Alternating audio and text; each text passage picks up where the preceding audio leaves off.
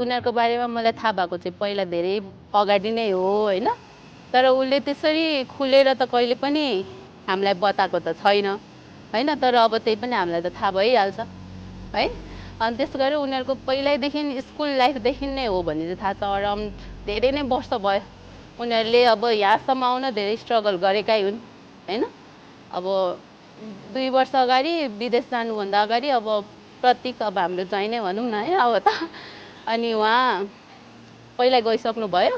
त्यसपछि हाम्रो नानु चाहिँ पछि 2 वर्ष अगाडि जानुभन्दा अगाडि पनि त्यति बेला नि बिहा हुने धेरै नै थियो, तर धेरै समस्याहरूले उनीहरूको रोकिँदै गएको। तर यहाँसम्म आउनु उनीहरूले धेरै नै गरे हो होइन।